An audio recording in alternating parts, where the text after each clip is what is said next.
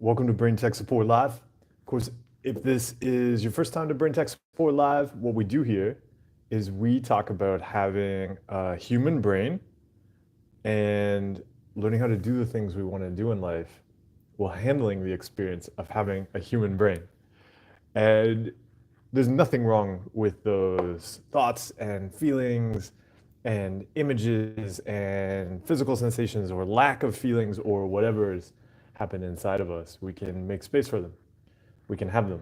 They don't have to be perfect. They don't have to get cleaned away. And we can live our lives. Do you go to Kimberly? Good morning. Welcome. The one of the things on that topic of what we always talk about, having human experiences. Go to hello to Poland. Thanks for joining. There's a variety of meme going around that seems to be kind of recent. Like I've seen them popping up more recently, and they are basically kind of, I don't know, I guess you'd say admiring or exalting, like being shocked by somebody just existing. One of the members of the Mental Fitness Discord server just posted one like yesterday or this morning about somebody, getting on an airplane and not reading something, not watching something, wearing normal clothes, like wearing jeans and just sitting there and having like existing and having a flight and how like, wow, like that's incredible. I've seen a bunch recently about, people exercising at the gym without headphones as, some kind of like extreme exercise. But these are all like sitting and not filling the space or going to the gym without headphones are all what I would call basic like beginner exercises that I'll often share with people. It's fascinating how we've made it so normal to be constantly distracted and constantly practicing mindlessness that it seems now strange to just exist and be, even though so often one of our biggest fears is losing control of ourselves and not getting to be ourselves. But that makes sense that we're terrified of that because we're so consistently trying to avoid existence and missing out on it. Yeah, Mundo, you said that going to the gym without headphones upsets me. So it's a great one to practice. I often will throw it out there as a fun exercise to explore, either going to the gym without headphones, and then when you're ready to up the skill level, going to the gym and listening to the wrong music. It's exciting. Chris, welcome. I hope you're as well too. Blooper 785, Jisha, hello, good morning, good afternoon. Thanks for joining us. I think it's not strange that we then also think that, learning how to focus, for instance, or tackling something like distraction, that we think it requires some kind of,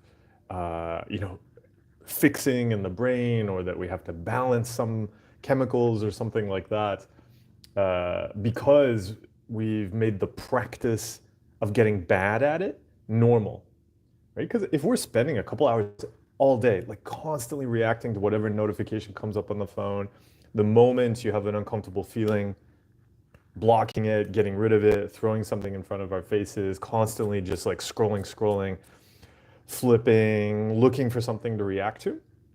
What it's doing is just teaching the brain that we need constant things to react to. So then the brain is just gonna do that.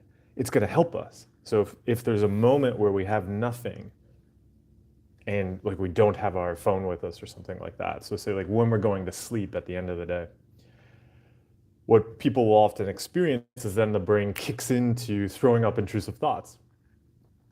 It really helped me to recognize that I was teaching my brain to do that all day. Because if I was all day just constantly filling the space, never allowing any kind of empty space, then the moment I want some empty space, after, who knows, like 12, 14 hours of teaching my brain we should not have empty space, the brain's gonna fill it.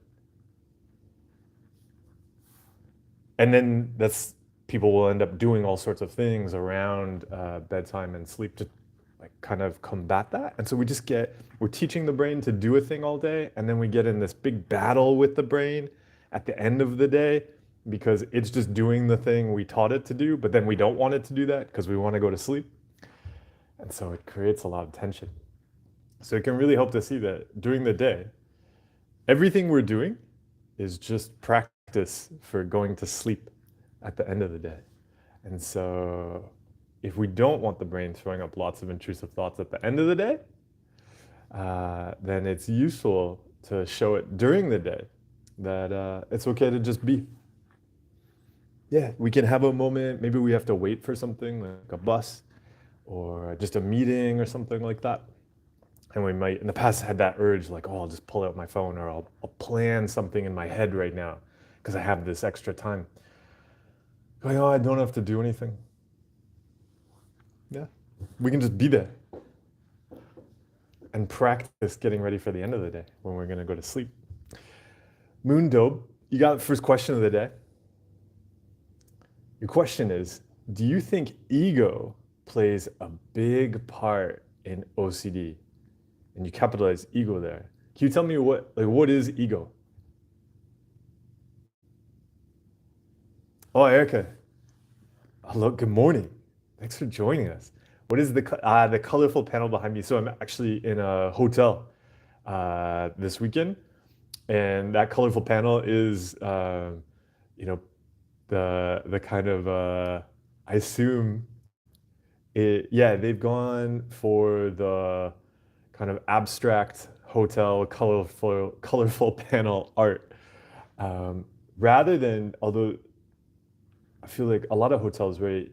They'll go one. They'll try to find something that's related to the place often, or they'll go the abstract color panel. I usually like the some kind of thing related to the place, but yeah, the abstract color panel works. I kind of like it. We could have a abstract color panel behind in the background of all the live streams. Oh, and then actually, okay, it's great you saw the reading light. There's also one above me, and I was studying Spanish last night, trying to use these lights, and they're actually I don't know, they're super bright and harsh, and so they create really dark shadows, and they actually make it difficult to read and write unless you have it like pointed kind of into the page at weird angles. So I would say no, they are not great. Kind of just bigger diffuse soft light would be better. Crime scene. Crime scene is waging war in the gym and listening to the live stream. Crime scene, thank you for letting us join you in the gym. It's in this case, it's okay if you are working out and have headphones in. And Moondobe is explaining what ego is. So the part of our brain who sits in defense mode. So I would, so I've never thought of that, calling that ego. But I would say that our brain, I would just see it as like one of the brain's jobs is to defend us. And so particularly you mentioned OCD earlier. So if somebody's struggling with OCD, right, it can really help to recognize that the brain is going to try to protect us from a couple things. So one, if we've had experiences with pain in the past. But again, this is just what the brain's designed to do. So for instance, when we're young, we might learn not to touch sharp things or not to touch really hot things like the stove. But there might have been an experience where we touched something hot, and our brain is perfectly designed for remembering painful things and then saying, you should not touch that. You should not do that thing again. And that's just how it's designed. That is not a disorder. It is working perfectly. Then what happens is our brain will learn that many things lead to pain, or there'll be pain and the brain doesn't understand where that pain came from. So it might just assign some random experience to that pain and go, yeah, like don't touch that because last time that was around, we experienced pain. And the brain's just trying to do its job. That can become problematic though as we continue on. We might start to label that as OCD if it starts to assign that kind of danger categorization to things that we want to be able to interact with in everyday life. And that's often where we'll have to go through a process of learning that thing is no longer painful or dangerous. While recognizing, hey, we did have a painful experience with that in the past. So that's one of the ways that, yeah, the kind of the brain's natural defense mechanisms trying to protect us can become, yeah, an issue when it comes to OCD. And so to give an example of how that'll often come up, people may have learned that getting things wrong is something they don't want to do, that like on an exam or something like that. And because they might have seen like, oh, if I work really hard and get everything right, people are going to like me, and it's painful to not be liked. And also if I get things wrong, people don't like me. So that's painful. So, okay, I've got to get everything right. But then like we were talking about sleep earlier, they may get really afraid of something disrupting sleep because they're like, oh, if sleep gets disrupted, then I won't be at my, optimal best. And then I may get something wrong on an exam. That's going to lead to painful things. And so the brain then just becomes really focused on like trying to get sleep right. Of course, then we're trying to control sleep. That usually leads to having poor sleep, which then makes us more afraid because then we're like, oh no, I'm not going to get everything perfect. And then that turns into kind of a classic OCD spiral, but it's just the brain trying to protect us from something painful. So that's one of the ways it tries to protect us. Another one is that the brain will try to protect anything that we assign importance to. So yeah, if we like really care about relationships or something like that, and the brain's going to go into protection mode and be like, we've really got to make sure everything is perfect and right clean with this relationship. Right? It's going to be terrified of anything contaminating it. Or if we believe our minds should be perfectly clean, then our brains are going to be constantly checking to make sure there's no contamination there. Right? No bad thoughts, no bad feelings, no wrong anything. But of course, all of that checking is going to make us constantly think of all of that stuff. And so that's another way that the brain's natural defense mechanisms, following our goals, right? If we have a goal of having a perfectly clean mind, the brain's going to check for that and try to protect it. Again, though, it's just doing its job. So I'd say, yeah, the natural protective measures of the brain do factor into OCD. It's useful to be aware of them. But yeah, I would just say that's the brain. Okay. I'm glad the room raised a lot of questions for you. Thank you for the questions you brought up. Those are things I like to assess in a room. This particular hotel chain I've stayed at before, because actually it has consistently good internet. It's like one of I find the most reliable hotel chains for having good internet. And they do actually, like all of the rooms of this hotel chain in all of the countries I've been to, they make them all the same, roughly. They're not, like they probably all have those funny reading lights that are kind of hard to read by. Erica Santos, welcome. Chris said, how is it possible to approach health anxiety fears in others and those you really love? The fear, even a mild illness they have might be serious. The brain keeps throwing it up, it might be serious, etc. So, Chris, can you explain, is this, you have a fear about others having an illness, or the health anxiety, is it somebody you know who has a health anxiety about their fears and you want to know how to handle that?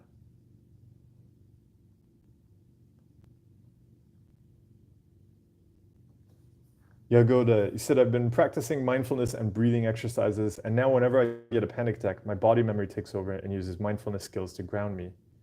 Is it okay, or is it avoidance? One of the things that can be so useful to recognize is living our lives is never avoidance. And that even that so that question, what I would ask you there, are you afraid of doing a compulsion? Because often what's going to happen with OCD is it's going to switch at some point to seeing compulsions as a contamination. Fundamentally, OCD doesn't really have any other tricks other than the contamination pattern. But there's many different things that can slot into that contamination variable. And so like doing compulsions can become one of them because we're afraid if I contaminate myself with compulsions, that's going to lead to relapse, I won't recover, etc. And so it's just that classic fear. And then we check on it, we're like watching out for it. But the brain does that because we'll then like be living our lives and the brain will go, whoa, where are you going? Right? It wants the compulsions. So it'll go, oh no, you living your life is avoidance. Come back here and just spend all of your time and energy talking to me. And so yeah, it's gonna be risking that. Yeah, can you risk going off to live your life and like letting things be easy and letting yourself enjoy your life? Maybe you will relapse. And can you trust yourself to handle that?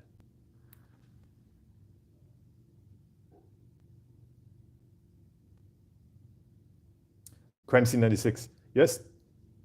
Are intrusive thoughts an example of what you're stating? I'm not sure which statement you're referring to there. But I would say yes.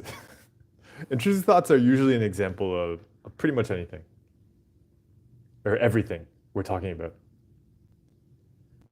Flomo said, relating to your last YouTube short, any ideas how to get skilled and accepting any consequence? My brain is gaslighting me with throwing up calming mental compulsions very fast. So actually related to what I was just talking about there, Flomo, I'd be curious about what the consequence actually is. Like what, so if it's just, constantly doing these like calming mental compulsions that you described there, yeah, what are you afraid of about that? And what's the consequence you could accept around that? Jisha said, this week I realized during meditation practice that the intention to have any thought and not just sticking to not react to is so important, and bringing the awareness again and again makes a lot of difference. Hey, that's great. You're exploring that. Erica, you said, I wrote a post on IG that mild OCD and severe OCD, that is 24/7 symptoms, like me, have different treatments. What are your thoughts about it? Thanks and love from Brazil. Oh, Erica, love to Brazil. I was there recently. I don't know what mild OCD and severe OCD would classify as. Yeah, and even over the years of meeting people in having different experiences with mental illness and different states, and my own experience, these kind of labels of mild and severe really don't work as categories separate from the individual.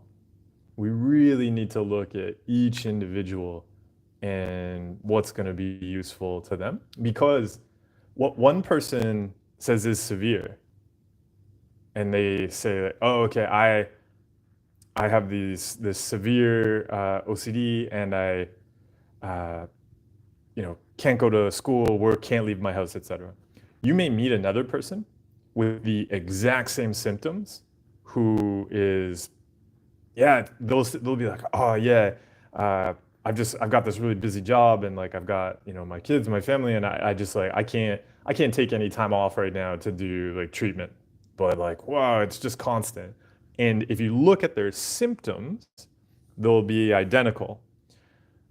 But we would say that the person who's now avoiding a whole bunch of things has a more severe case.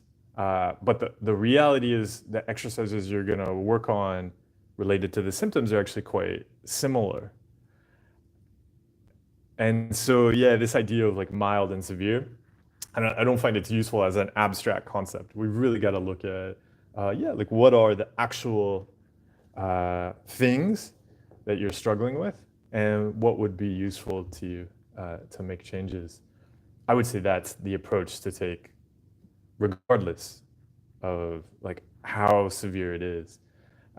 If somebody doesn't classify at all as struggling with a mental illness, but they want to make changes, we're still going to look at, hey, where do you want to go? What's getting in the way of that? What will help you get there? And that'll be the same for everybody. Goofy said, I recently let go of a few compulsions and important parts of my engine, but since then I have been feeling exhausted, numb, a bit depressed, etc. I intuit I need to let myself feel this. It feels like old stuff coming up, perhaps. Is this something you've come across before? How do I best navigate this? I used to push myself out of this, but that's one of the compulsions I've dropped. Oh, Goofy, this is it's great, and it's great you're seeing it. So I did a whole video on this recently. So check out, I think it's like maybe 2 or 3 videos back. It's called 10 Things Nobody Tells You About Recovery, I think. But it's all about this. And one of them is when we start to take apart the old engine, then of course you're not gonna have an engine. But also the brain, it talks in there about how the brain is gonna go back through old stuff. And that's, like I was talking about earlier, the brain's learned that things are dangerous. And so the brain is gonna go back through all of the old things that were painful and dangerous, kind of like showing them to you, kind of being like, oh, is this dangerous? And then you get that opportunity to interact with it differently. And so it's a great process to go through. And yeah, it can feel difficult at times. And so it really helps to have that clear set of values and direction to help us move through it, because we've got to start to fuel the engine, since we're no longer going to rely on reacting to fear or reacting to pain and contamination. Ryan. So he said, I've been having intrusive thoughts about my parent. I need to ask my parent for reassurance.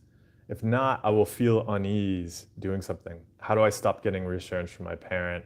How can I walk out of it? So it's gonna be having that unease. For so many, I guess, like compulsions, practices, experiences we try to control, it's about identifying what we want to do and feeling uneasy while we do it.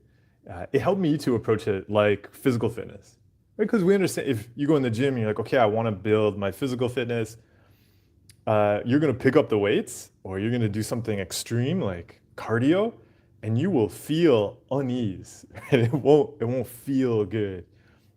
And in fact, you may pick up the weights to the point that your muscles like feel so intense and you drop the weights.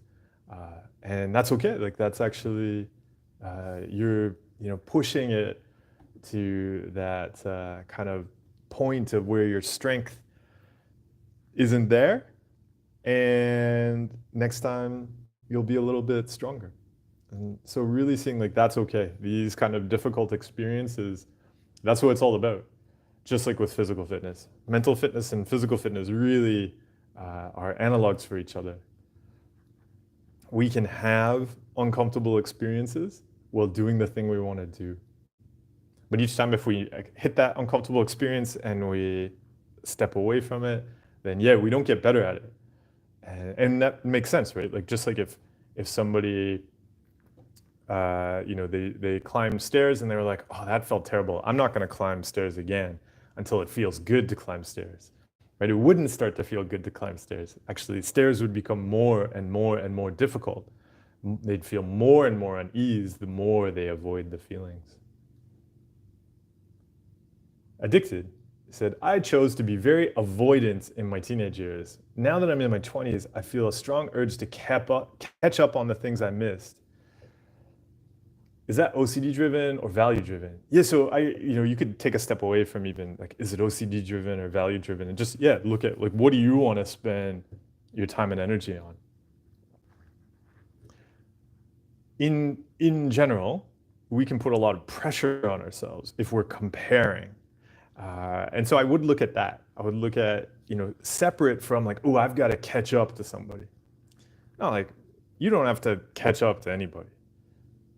There may be things you want to do, but they can be just because you want to do them. Because if we're doing the comparing thing, that's like trying to like get clean. And then if we want to get clean, we're always going to judge ourselves as dirty. If we're comparing, we'll always judge ourselves as needing to catch up, but then we'll never catch up. Yeah. So what do you want to do? How do you want to set goals that you can achieve and celebrate that aren't about other people?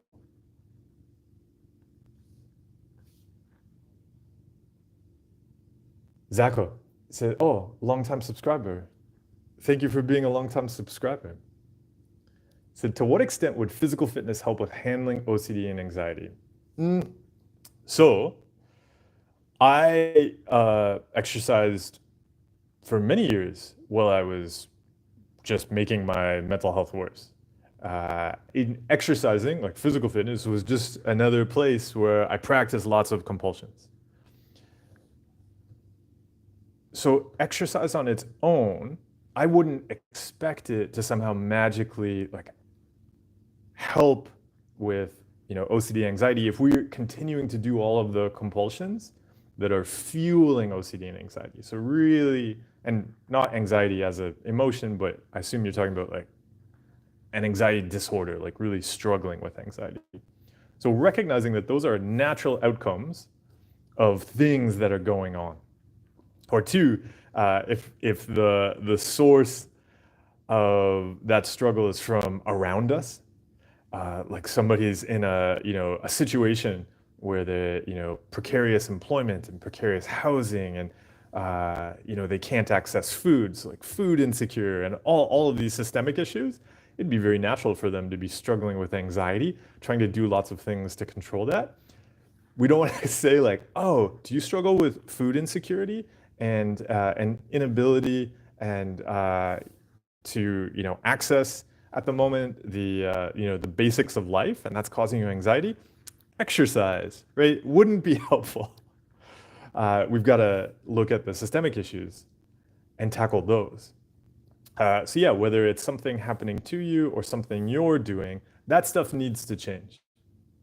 Where exercise can be helpful, where I found it really useful, was actually learning how to interact differently with physical experiences. My capacity or skill or just knowledge of feelings, whether it was emotional or physical, was all out of whack.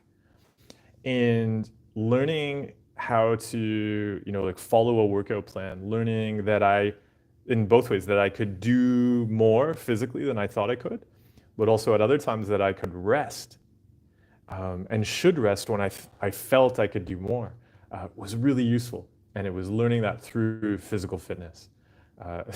Basically, my interpretation of what was going on in my body was usually wrong, and that was really useful to explore and learn. That when I thought I couldn't do things, I could do them. When I thought I should do things, I didn't have to do them.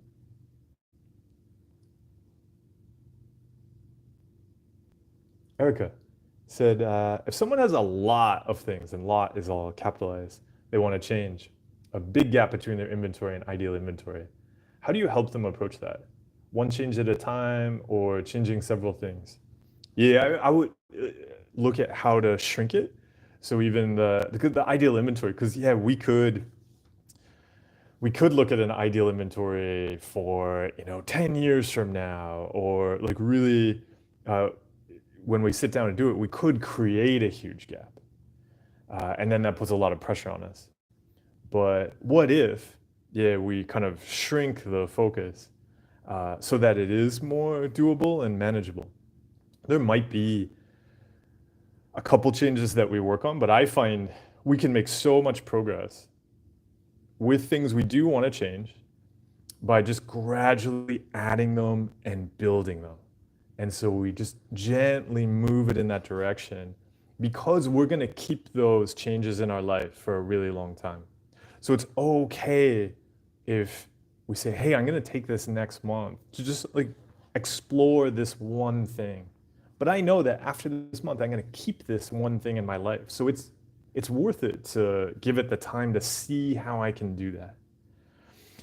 And then the next month we add in something else. And so when we, even though it can seem slow, when we're taking that approach of really sticking the change, that leads to like really transformative big changes over time. So yeah, I would maybe shrink it a bit, the inventory, like, or kind of also talk about this as like moving the goalposts. Yeah, what if we move the goalposts? Because then we're like, oh yeah, I can get to this place. And then I've really changed the shape of that territory. And then, yeah, we keep building from there. Blooper said, every time I watch a video about OCD or leave the therapist's office, I think, yeah, now I know what to do. Let the thoughts come. But I get no thoughts. I only get them when I stop doing response. Why is that? Why do you need to let the thoughts come? So I'd say that. Yeah, like if the thoughts are there or they're not there, you can do the things you want to do in life. So if they're not there, it's no problem. If they come later, that's fine.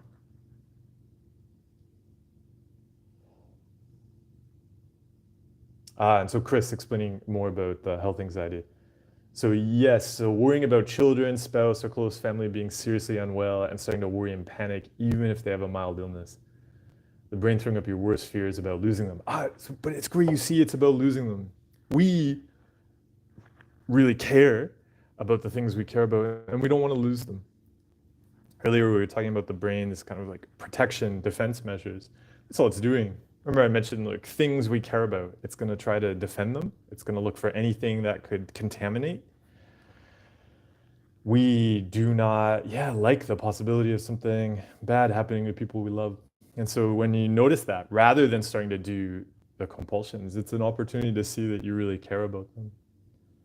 And so since you care about them, what do you want to give from that care and that love? But like not around like, oh, I've got to like, clean away this illness or something like that. But being able to see, oh yeah, I really care about this person. And they've run into some illness right now. Giving the brain a hug, like I get a brain, you want to protect and save them, but yeah, here's how we can support them right now.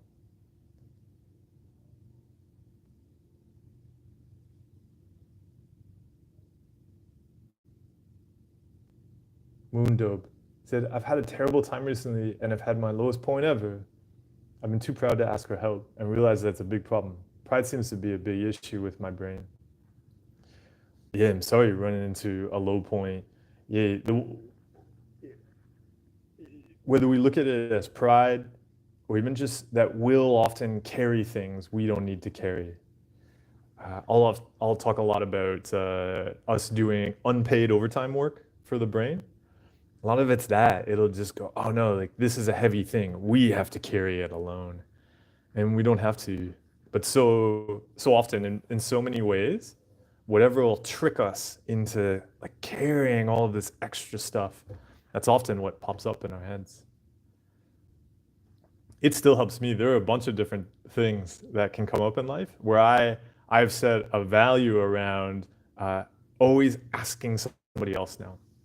Because I know I'll just, that thing will come up and I'll go, oh, I could do this. Yeah, like I could stay up late tomorrow night and get this done. And I'll just immediately jump to taking on all this extra work. And so starting to recognize, oh, the moment something like that comes up, I have to immediately contact somebody else. Our brains love to have us doing extra difficult work. But we don't have to do it. You can ask people. And yeah, I see Erica asking there if you're on the mental fitness Discord server. That can be a great place to connect with other people who are also carrying things and helping other people carry things. Yeah, if you're not on there and you want a link, just send me a DM on Instagram or through the contact form on my website, and I can give you an invite link. Along Blong. He said, I really changed my mindset about the thoughts. I don't view them as intrusive nor obsessive, just thoughts. Yeah, enjoy having thoughts. I can't tell that it changed a lot. And now I have intrusive thoughts, they just disappear, just like normal. I'm grateful for your help. Oh, I appreciate it. I watched Big Nono and Princier, both great people, but you just opened a key phrase, get rid of intrusive thoughts. Oh, I'm glad you found it useful.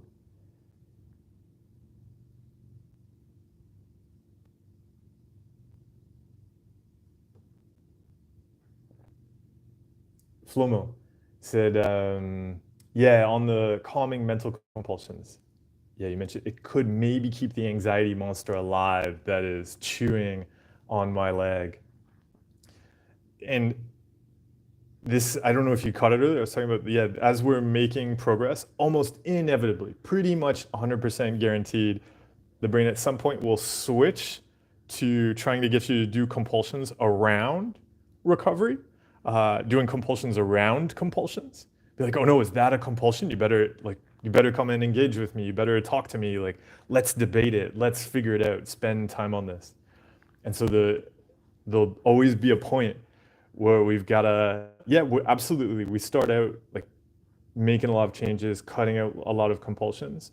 But at some point, we've always got to switch to risking that there's, yeah, this contamination that, oh, like this recovery is contaminated. I'll be stuck. I'll never get out of here. And that's the fear to risk. The brain really is like this guy, this troll on the street that just wants to get you to engage with it. And so when it sees you walking away, the troll on the street that desperately wants those compulsions is always, almost always, 99.9% of people will experience this. You're going to be walking away, and that troll is going to say, no, like you walking away to live your life is avoidance. Isn't avoidance a bad thing? You should come back here and talk to me. Come back here and talk to me about how avoidance is a bad thing. And we'll go, whoa, yeah, I don't want to avoid things. I might get stuck with it. But then we go back and we talk with him, which is exactly what he's looking for.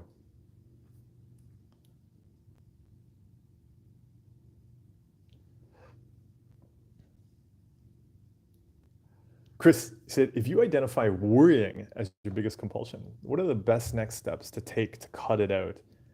So I'd be curious about like what is getting in the way of cutting it out, because I'd look at, we've been talking about things like loss and like just like what are we trying to protect? That's the question I would ask next. Like in what you're worrying about, what do you see that you're trying to control? And if somebody has a tendency to worry about a lot of stuff, the question I like to ask is, what do you like to control? So I wouldn't look at the stuff you're worrying about first. I'd look at the stuff that actually you do control, because that's what's teaching the brain that we should worry about all of this other stuff. Because the brain goes, oh, but we love getting control and certainty about this stuff. Shouldn't we get control and certainty about everything? So rather than look at, okay, how do I accept that I don't control that stuff, I'd look at where are you teaching it that that's a good thing? Because it's just being logical. Heil, I see you joined. It's a hey, I relapsed. Yeah, I like it. It's great that you're approaching a relapse with a sense of humor. It's so useful. We learn so much from those experiences. So yeah, the thing that really helped me was looking at, so I'd say two things that really helped me. When we relapse, we look at, okay, how did my brain hook me? Because yeah, whatever that thing is, that thing that in that moment we did not want to lose, we would not allow ourselves to lose. That's probably the thing we'll need to work on next. And then the other exercise I really like with this is an exercise in my book, in You Are Not a Rock, or the Mind Workout, called the compulsion journey. The compulsion journey is great for drawing out how we relapsed. And so you look at it as this journey, and then you see where you actually relapsed, because it's not usually the place where we think we need to have like more willpower. Usually it starts much earlier, and we see how the relapse was kind of inevitable because of choices we'd made much earlier, much further upstream. And those are the actual choices that are useful to change now. So it's great to see them. Yeah, we have these experiences. We wander off the path, and we see, oh, okay, I see why I wandered off the path. Okay, next time, I'll hop back on the path now with like kindness and compassion. And next time I'll know, oh, my brain's gonna try to get me to wander off the path here.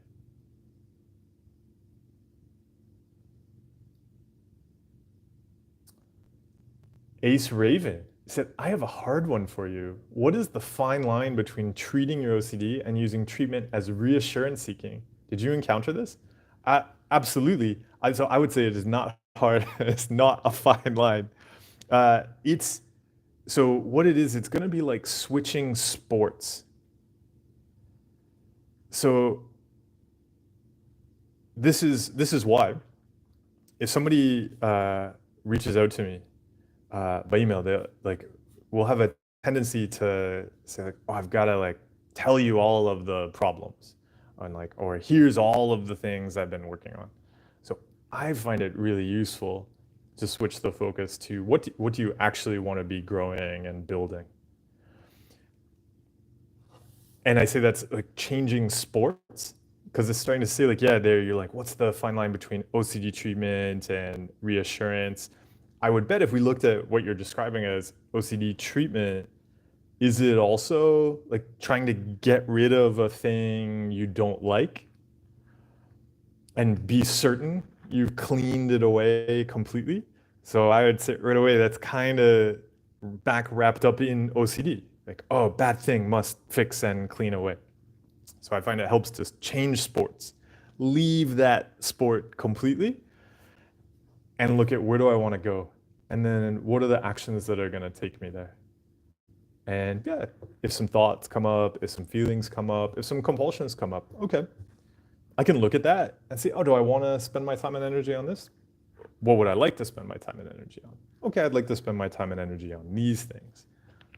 And then we take ourselves in that direction. Then there's no like, because we're not looking, oh, is this a compulsion? That's bad, I should cut that out, etc. No, it's like, where do I want to go? What's going to help me get there? So I describe it as like baking a cake or something like that. So yeah, you want to bake a cake. So that's not about finding all of the things to avoid. Or the other, I actually have a video on this, and I can't remember the name right now, but it's the one where I remember I was in Mexico at the time. So I'm in an apartment in Mexico City, and it's the one where I use musical instruments as an example. But you don't learn how to play a musical instrument by hating on another musical instrument.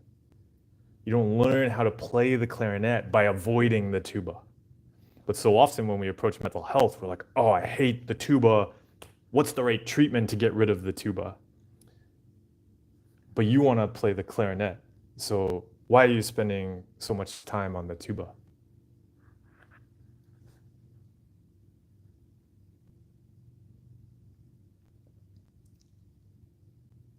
I just want to, I know I appreciate everybody's questions in the chat today. These are like interesting, and like everybody jumped right into them. So I'm getting caught up with them. But I want to say, Kimberly, thank you so much for the donation. I really appreciate it. And the cute, I think it's a lemon, right? We decided this is a lemon, not an egg. The cute waving lemon. And Mike, thank you so much for the very generous donation.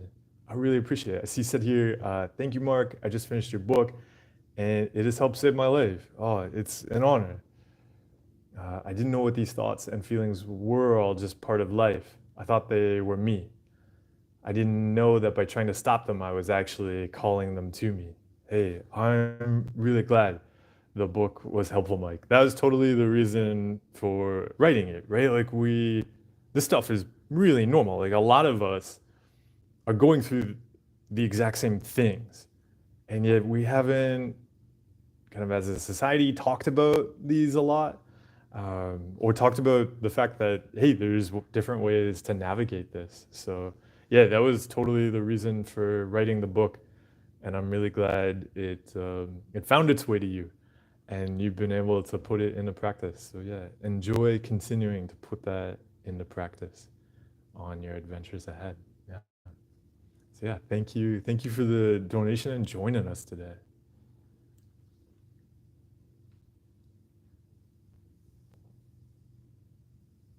Erica, how do we build the new engine and make it through the time when we don't have an engine? Yeah, and I was explaining this to somebody the other day too, is look, making it okay to recognize when we have no engine right now, that we might pause for a moment and have a picnic beside the car with the no engine, rather than putting this pressure on us, like I should be somewhere else right now. Again, we can enjoy existing.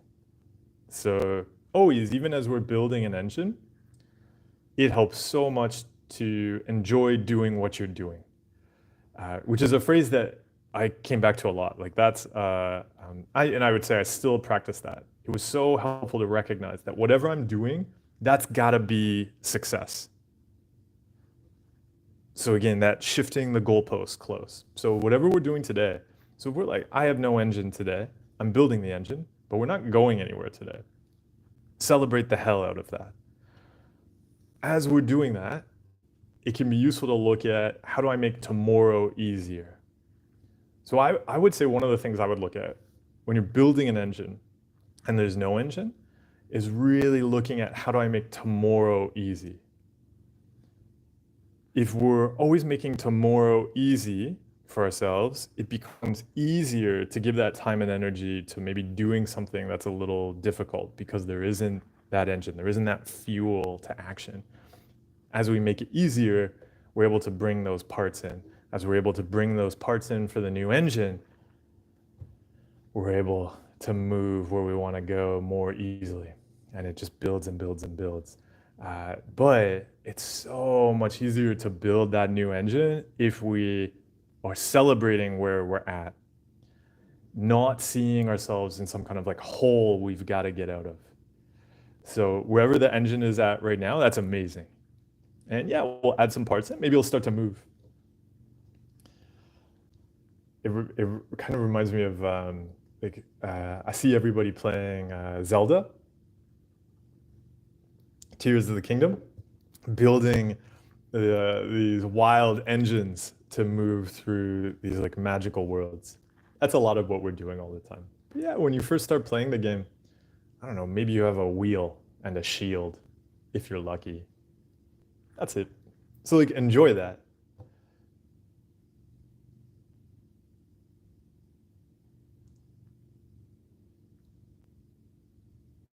Mental, yeah. The brain does naturally go back to old fears when we start cutting out compulsions. Jisha, I see you ask how to actually feel triggered. I'm unable to respond in the way I value during anger, and I feel guilty of making no progress.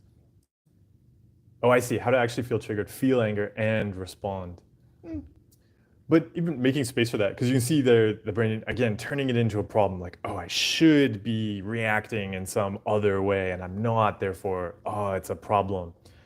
Yeah, what if you can just celebrate reacting in that way and get curious about that, right? Like when we can allow that experience to happen, it actually gives us a space to look at the experience, right? Because it's not this bad thing we should get rid of. But we can pick it up and say, oh, okay, like look at how I react to this. Why do I react that way? Where does that come from? And just by that pausing with kindness and being curious, it gives us the space to start to see what's there. And then we can start to gradually change it. But the like, oh, I shouldn't be doing this, this is a problem, that usually doesn't leave much space for that. Chris said, when traveling, I find the fear of something bad happening to me can be so intense, it makes the experience very unenjoyable. How do I enjoy traveling again? What if you could enjoy having something bad happen on a trip?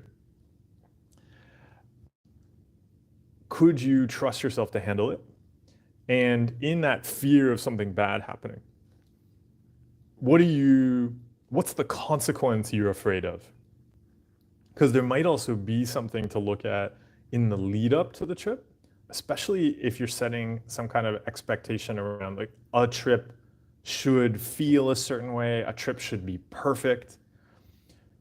That may also open up looking at what's going on in your life, that a vacation or a trip has to feel so special.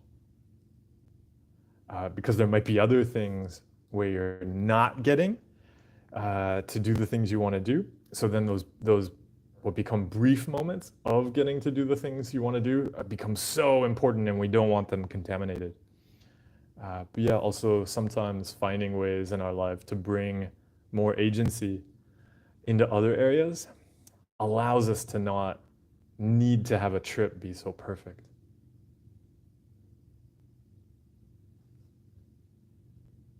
Hi, yes, when you sit here, I can't believe how silly my brain can be. It's actually like a little puppy. So yeah, I don't have a question. I just want to share I relapsed. No, it's great. It's so useful to see. But even it helped me so much to recognize it's like a puppy, precisely because yeah, the puppy, even no matter how much we're training the puppy, it's gonna run off and do things that we don't like. And seeing like, okay, like it's a puppy. And yeah, we're gonna keep on training it. But having that kind of humor, like we would with a puppy, like we've told it so many times not to chew something, and it was going really well. It's like, oh, puppy, you haven't chewed my shoes in weeks. You're such a great puppy. And then we walk in because something happened. There was some kind of big noise or something like that. And the puppy immediately went back to its old safety behavior, chewing your shoes. And we'd be like, oh, puppy, you're such a puppy. But also, I understand, yeah, you were really spooked by that, or you felt lonely today because I didn't come back at the usual time. And our brain is just like that. Any kind of disruption, boom, it's going to go and reach for some kind of old compulsion. Oh, I see you continued here. You said, but I feel like a badass while practicing ERP. It's such a cool thing. Ah, Mark, one question. Should we not be happy and feel relieved, or should we not chase it, if that makes sense? Uh, so I find it's actually we can celebrate that stuff. There's yeah nothing wrong with celebrating what we're doing, but also, as you say, like being able to celebrate if we relapse. Like we can celebrate everything. This goes back to the idea of enjoying doing what we're doing. Like if we're in a spot where we're struggling, that's really interesting that we can have that human experience, that we can see what's going on. This comes up a lot with ruminating. Like people will get ruminating will become the contamination we want to clean away. But it's really helpful to celebrate that you see yourself ruminating. That's an amazing awareness. In the next moment, if we want to change how we're spending our time and energy, we can do that.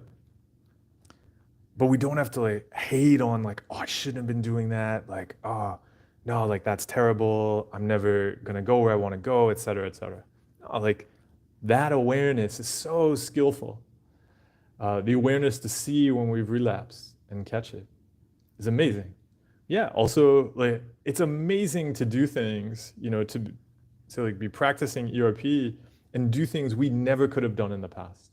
Absolutely celebrate that, because so often it's the case that our brains love to focus in on the negative. And so we have no problem, for days and days criticizing ourselves and essentially like celebrating negative stuff in a bad way. We can do the same with stuff that's great. We're doing so many amazing things all the time. It was really useful to me to bring celebration of simple things, especially things where I was caring for myself. Like having a glass of water or something like that. Celebrating when we make a meal for ourselves. Because I find there's something about that it's helping ourselves see that we can trust ourselves. We're taking care of ourselves. And we can celebrate that because we don't have to only give time and energy to hating on things that we do. So enjoy celebrating.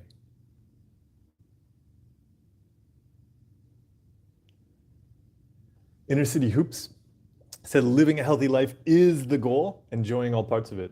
Greetings from Sarajevo. Greetings to you, Inner City Hoops in Sarajevo. It's so true. Yeah, we can just live our lives and really celebrate the hell out of that. Ryan said, the last book I read from you is You Are Not a Rock. Is there any latest iteration of the book in the future? There will be more books. I have, so recently, been exploring some conclusions about books or directions to go in, I guess, because over the years, so I don't even know how many it would be now. I've submitted 3 or 4 other book proposals. that I know would be really useful to our community. However, they've been turned down by the publisher. But the publisher or editor is looking for they are looking for like a bestseller, like big, like popular general market. But I find what I like to make is like books that are more specific, that I think are like just really useful for the community. And so I like that. It doesn't need to be a book that's for like mass market, right? That needs to be in like a airport bookstore, because like anybody who's getting on a plane would want to grab it. So I kind of like books that, right, are a bit harder, that are for like you're really gonna take it and do something transformative, and like the things you're gonna do with that book are intense. And so that's what I like. So I'll probably go the self-publishing and editing and distributing route, because it's actually very doable now. I can access the same distributors that a major publisher would access to get into bookstores. We have phenomenal editors, even in our community. And so that, yeah, also like that was another thing. Like when I was with, publishing through publishing companies, like the book that came out, you could tell the person who was copy editing it, like didn't actually know what it was about. Like often I was like having to explain it, so it wasn't like this experience of like, it's getting edited from a perspective of somebody who really knows the content and knows the audience. So I think it's much better to have editing that can challenge it. You can say like, oh well, I think like this exercise is useful to me, but not this one. Whereas like when those came out, there was no change between the book I wrote and the book that you have in your hands. And actually, I don't think that's necessarily a great thing. So yeah, I'm a little annoyed. There hasn't been a new book, and so I think the best way to get that moving more easily is to kind of take back some control over that. So yeah, thanks for bringing that up. That's a tangent into publishing on our Brain Tech Support Live today.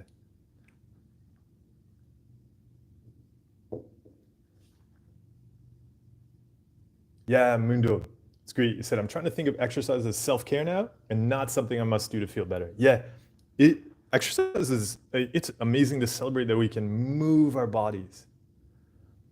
And like when you've done the exercise, that was the success.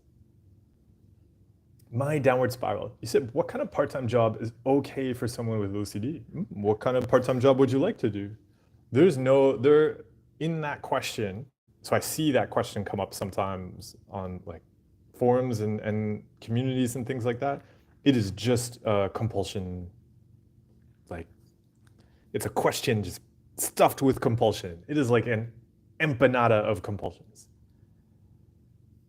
Rocky Fighter, is it possible to remove self-talk in recovery? I don't, you can talk to yourself anytime.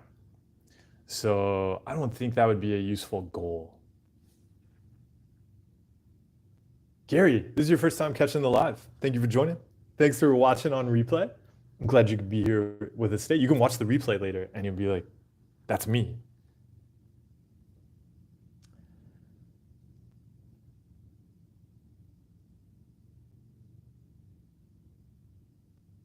Ches, you said fear of, I thought you were using some like a Yiddish word there or something. You're like, fear of skits, but I think you mean schizophrenia or losing it. And my brain does this thing where, for example, I was watching a documentary and got a thought, is that me? Was I there? And obviously I know it's not me. But what's with that? Yeah, so you see that there, the moment, we were talking about this earlier, I don't know if you caught it, but the moment we say, here's a thing that's really important to me. So if you say like, I must have, perfect, this perfect mind or perfectly clean mind, and the thing I want to avoid is losing my mind or schizophrenia. So first up, Stigmatizing. You're in a mental health community. Why are you stigmatizing a mental illness? Secondly, anytime you chase something really abstract like that, that puts a lot of challenging pressure on your brain. And your brain's like, how am I gonna know if our mind is perfect? Okay, I guess I've gotta like check all of this stuff constantly. But then, and you see it there, so then it's gonna like check all this stuff because you wanna make sure you're not gonna have this experience. So it's just naturally gonna be like, because like, how would you know if you're not going to lose your mind or whatever? So it's gonna be like, does this mean we're losing our mind? I think I heard some. Does that mean we're losing our mind? Oh no, I read an article that said like people who like the color red are gonna lose their minds. Oh no, I have red underwear. Oh no, like your brain's just gonna go off like that constantly because of that goal you're chasing. So if it'll be really useful to drop a goal like that. It's an opportunity to give yourself trust. Yeah, if you don't want to lose your mind, you don't want to miss out on life, then it makes sense to take that time and energy spent like trying to clean the mind and instead give it to actually living your life. That's the thing we're afraid of. So let's live our lives.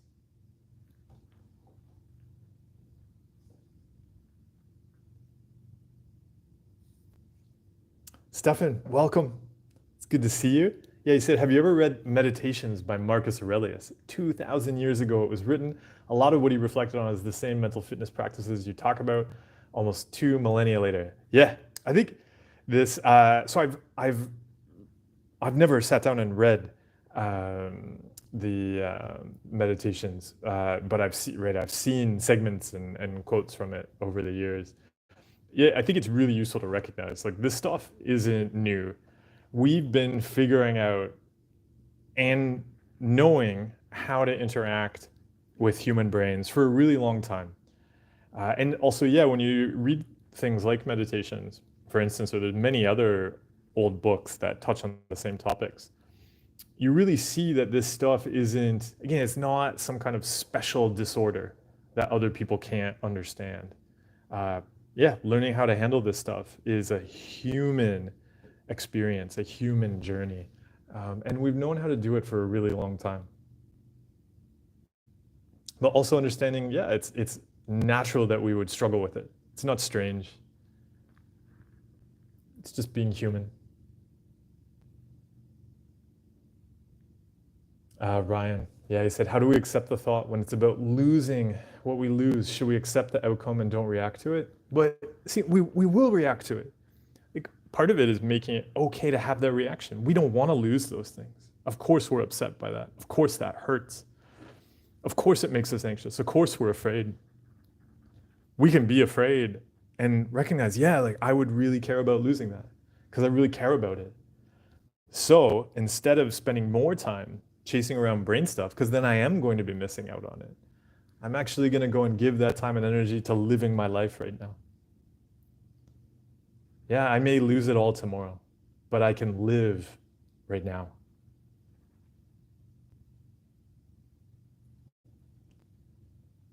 Oh, we have another Erica. Erica in Katakana said, you give me so much hope for my OCD recovery. I want my inner peace again. Oh, I'm trying mindfulness, but I get shame and guilt feelings 24/7, urges that scare me the most. It feels so real. So I'm glad you found this, what's the word for like giving hope, but hope inspiring. But then, Erica, what you mentioned there, I want my inner peace again. So that is, it really helped me to see that's like wanting something to be clean. So the moment we go, oh, like this should be clean in some kind of perfect, special way, then we'll always find a reason why it's contaminated. And so that, again, that chasing that goal, like this should be clean, means it's gonna feel dirty. So what if we can have peace in a messy world? What if we can have peace with the mess outside of us and the mess inside of us? It doesn't have to be perfectly clean. We can also interact with it differently. When we interact with it differently, often we find that changes the mess. Mike, sharing here, I found myself doing that a lot. I started wondering, oh no, is this a compulsion about small things like rubbing my eye or fixing my sleeves? Yeah, again, because like we want it to be perfect. But seeing, oh no, like we don't have to spend time on that. But it's so natural the brain switches to that, right? Because also this may be a really helpful thing for everybody to understand to uh, content, the topic doesn't matter at all. Fundamentally, you've got a brain there just going like, do a thing, do a thing, do a thing, do a thing, do a thing. The topic is just the topic that gets us to do a thing because we're like, ah, oh, that's bad, clean it. It could be anything. So then we start to cut out those compulsions and you've got the brain sitting there going, are you going to do a thing? Are you going to do a thing? Do a thing, do a thing. So I made an illustration of this thanks to one of your wise suggestions, a bunch of snakes with party hats. And so in the past, right, like when we were doing a thing, that was like each thing had a snake and like the snake would just latch on and attack it. We cut out the compulsions. Now you got all these problem-solving monster snakes just waiting to turn something into a problem. And so that's why they go, oh, is the new problem doing compulsions? And they latch onto that. We got to get all the compulsions clean. You may have your own kind of image, but yeah, see, you're taking away compulsions from the brain. It's like any addiction. So there's going to be, whether you see it as like an empty space in the brain's looking to fill, or like little monsters with party hats just waiting to pounce on something. It shrinks over time. But, well, you're giving it that space to shrink. You're not giving it or turning things into problems to solve. It's going to feel, yeah, like there's just this low level anxiety, like there's got to be a problem to fix, there's got to be a problem to fix. So we make space for that. It's okay.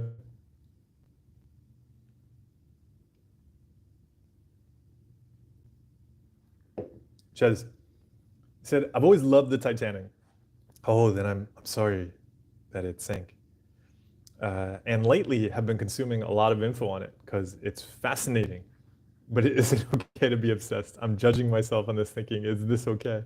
Yeah, but look at like how you want to spend your time and energy. Because yeah, if there are other things you want to spend it on, then yeah, it might be useful sometimes to notice the urge to go and like look up something on the Titanic. But be like, I've looked it up enough. It is fascinating. And like let yourself know that. Be like, yeah, you're right, Brain. It is fascinating. We can be fascinated by something and interested in something, and we can take that feeling with us while we do something else. The reason I mentioned that is because we get so locked into in two directions. We'll go, if I have like an intense interest, I have to react to it. But also if I have an intense avoidance, I have to react to it. And starting to see it's very difficult to teach the brain to cut out the avoidance reaction if we still actively practice the reacting to any positive feeling. So learning how to have both.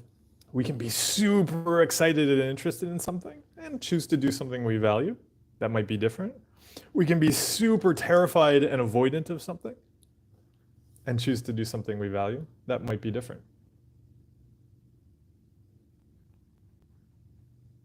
Ezra said, do you have any advice or resources for those who struggle with death anxiety? It's definitely something I haven't learned to come to terms with at all. I find it useful to keep death close, and so to explore, what we find difficult with kind of touching death or recognizing, we could be dead tomorrow. And with a recognition like that, I like to shift the focus to how do I want to live? And even seeing that fears around death maybe are more about living. If somebody brings up death anxiety, I like to ask, are there things in your life right now that you're not doing that you want to do? Is there anything about yourself that you don't express but would like to express? And so approaching fear of death as being about wanting to live.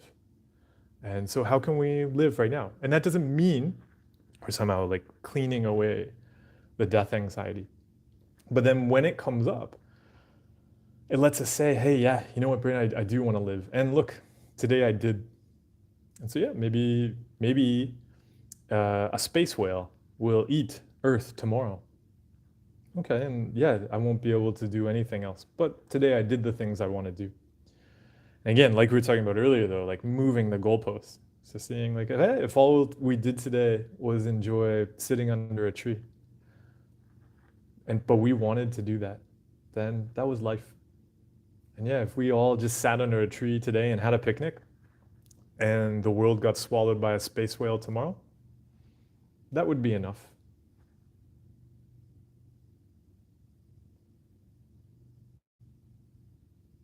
Mundo, I see your donation there. Thank you so much. I really appreciate it. And the mic drop. I don't know exactly what that was for now, but I really appreciate the the mic drop and donation of support. Oh, Jisha, thanks for tracking down the tuba video. So yeah, the video, if you want to find it on this topic of how like trying to fix the mental illness isn't the same as growing mental health, Jisha found the video and it's called Avoiding Mental Illness Isn't Building Mental Fitness. Yeah, right? Avoiding a tuba doesn't mean you're going to get good at playing the clarinet. Avoiding a swimming pool or the ocean doesn't get you good at swimming. Erica. Yeah, yes. Do you practice enjoying doing what you're doing when you fly? Is that why you don't need headphones, neck pillow, extra comfy clothes, etc.? And okay, actually, it's great you brought up the comfy clothes because I didn't catch that until I think I was just sitting down. I don't know if I mentioned it earlier, but yeah, also part of the thing that meme was amazed at was the fact that the guy was wearing jeans when he got on that plane. And there's so many interesting things loaded into that one meme because also the neck pillow is probably a fear around sleep too, like, oh no, I won't be able to sleep wherever. Yeah, there's so much. And then yeah, there could be uncomfortable feelings. Yeah, so I do, because I had a lot of compulsions around the fear of being stuck, and that like often could be in small spaces or where I would sit. And so I did a lot of exercises, like even if I was in a movie theater, I'd be like so thinking in advance about like, am I going to be comfortable? How do I make sure I'm going to be comfortable in the movie theater later today? And then like all through the trailers and getting ready, like trying to find the perfect place to sit. And so then, yeah, especially on a plane or a bus, was really terrified of like being uncomfortable. It really helped to practice learning how to like sit down and not move. And so yeah, if I got on a plane, it would not. I know of times where I've been on plane rides recently where I have not, yeah, like done anything. I've just been there. Yeah, like that's enough. We could. The thing we're afraid of is missing out on existing. So if we have a chance to exist, there's like nothing else more amazing to do. Even if you're wearing tight jeans.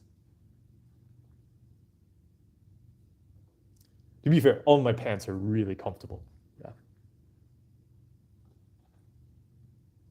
Nadim, those moments when I'm anxiety free, I find are the most anxiety provoking events. Yeah, they are, right? I always find myself settling for the trade off of practicing compulsions rather than not, if it means everyone around me will be safe. I feel guilty when I put recovery first. Yeah, Nadim, what you're seeing there is so insightful. I'd say we get very hooked on that, like that fixing around the fears, that problem solving, and really come to see it as like a safety blanket. And so it's terrifying at first to not have those problems to fight and fix. But starting to see, oh, like that. So that's where we start to see that a lot of times the brain is wrong, because it's you're actually living your life and doing the things you want to do, and then it's going, oh no, this is terrifying. Let's go back and just spend all of our time spinning our wheels, and that's going to feel safe. And so it's starting to show it, like really take it. Hey, I know this feels scary to step out into freedom and not have those problems to react to. But this is actually the safer route.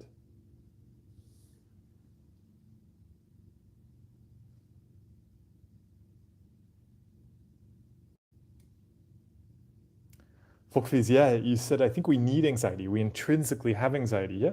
And the correct way to use it is to give us excitement for life, give us that extra edge and motivate us. I would say, yes, anxiety is amazing, but I'd watch out for using it as motivation. That actually becomes a big problem. When we're talking about engines today, it's actually the new engine we're building is one that's not fueled by anxiety and fear. Because when we fuel the engine by anxiety and fear, we have to constantly go and create new problems just so that we'll take action. But when we can have motivation to take action without needing anxiety, then we also have a much more sustainable source. We can actually do more in life, even though at first it feels like we're like maybe not doing something because we don't have it to react to. Yeah, Mike was saying here to Nadim's comment, I have had the same issue. I find that as I accept that anxiety as a part of my experience and don't worry about it, I can enjoy life. Fear of anxiety is causing your anxiety. I'm reading Dr. Claire Week's Hope and Help for Your Nerves, and that does a great job of explaining the cycle. Yeah, that's really good.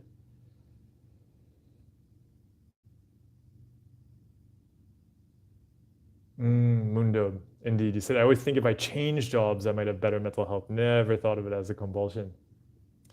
Bird Mackin, thank you so much for the donation and the number one. I said, I never knew much about OCD. I've just been healing childhood trauma. But your book and videos really helps me cut out compulsions and getting my values in check. Thank you. Bird Macklin. Oh yeah, it says Bird Macklin. Oh, I read it properly now. Thank you so much. I really appreciate the support. I'm glad that on your journey, yeah, it's been helpful seeing how you could also combine that with working on childhood trauma. It's so natural that these go together, right? That we're looking for these compulsions to give us safety and control. That also, yeah, we're touching difficult, painful things from the past. So, yeah, I hope these tools continue to help you on that journey of just touching whatever can come up inside and wherever you want to take uh, your younger selves on the journey ahead. Yeah, thank you so much.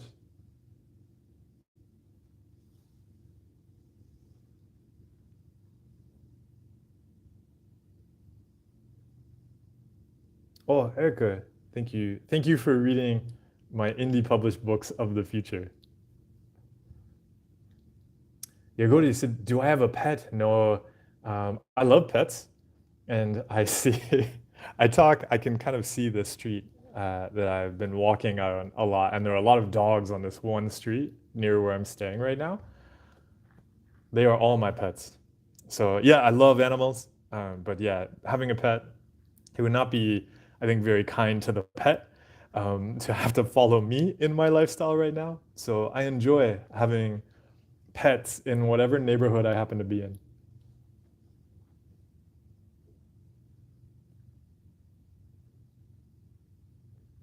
Ches, yes, some will say, some.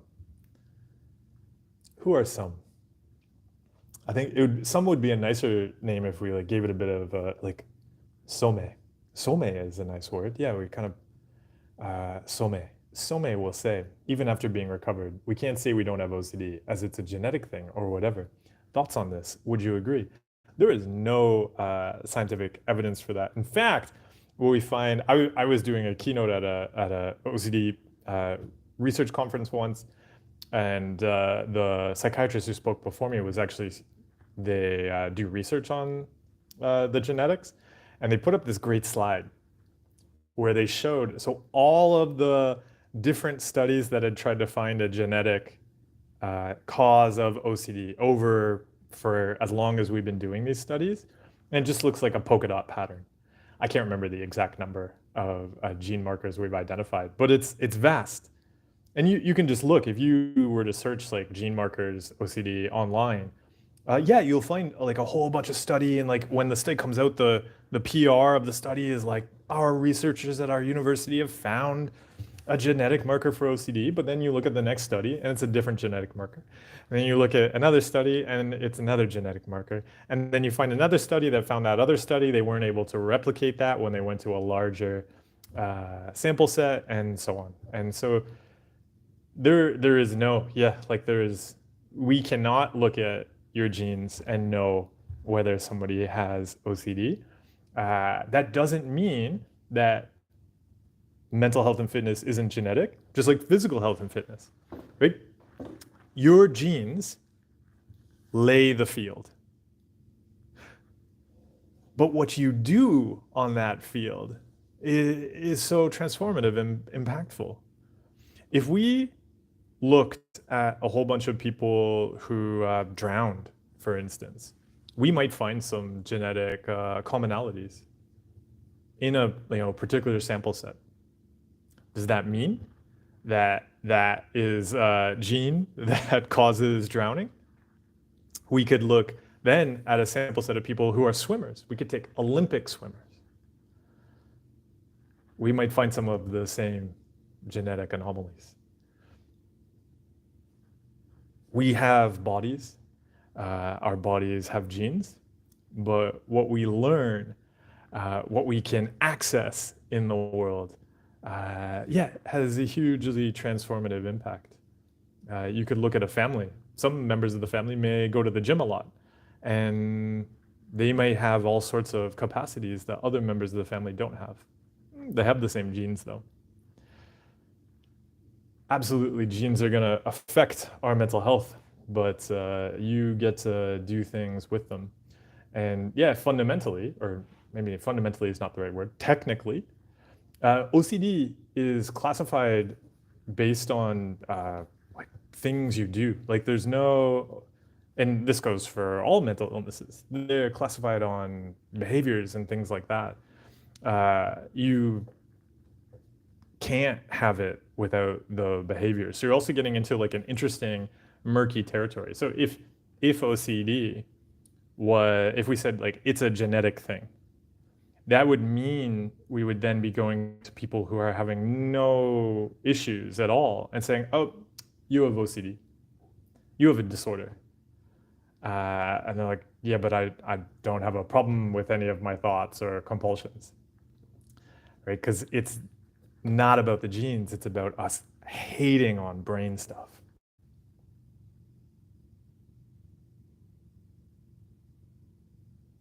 Oh, Mike, brains are weird. You're totally donated more than generously enough. But isn't it fascinating what our brain does, right? Oh, no, I really appreciate the support. I really appreciate you sharing about what a brain does, right? Isn't it amazing?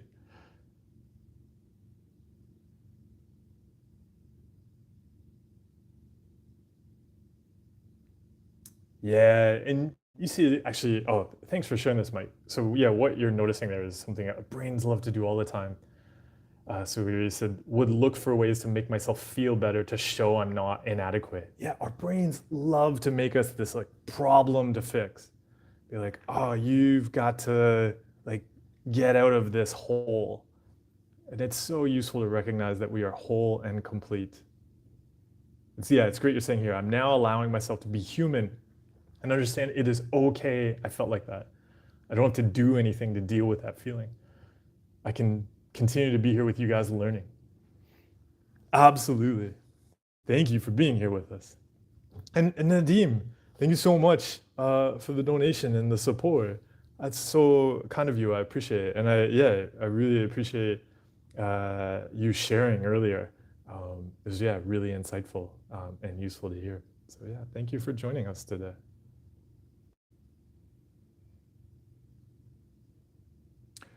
Mike, yeah, you said, can you speak about what you see as the difference between ruminating, remembering, thinking, and thoughts? Yeah, so because we can get into this like categorizing and judging, that can be really challenging and difficult. So for me, what was extremely useful was to just look at time spent in the head. So time spent in head, and you can turn into like a little metric, a little acronym too. So time spent in head, and I'm going to spend less time in my head. And so it doesn't matter if I'm like ruminating, thinking, remembering, whatever. Actually putting them all in the same cluster of just, am I spending time up here instead of out here? Am I spending time up here thinking about something instead of taking action and doing something? So that's what I'd say about that. But then you also mentioned thoughts.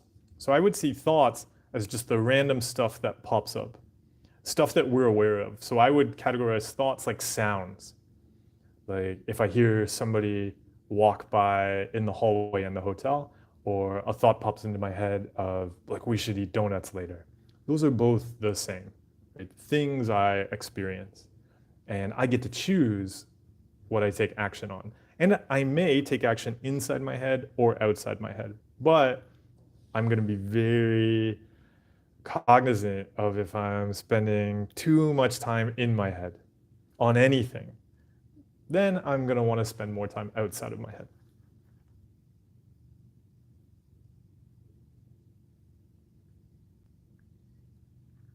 Ronnie, yeah, he said, you talked about how ruminating over small things trains our brains to ruminate all the time. I wanted to ask about my studies, as I think a lot while learning.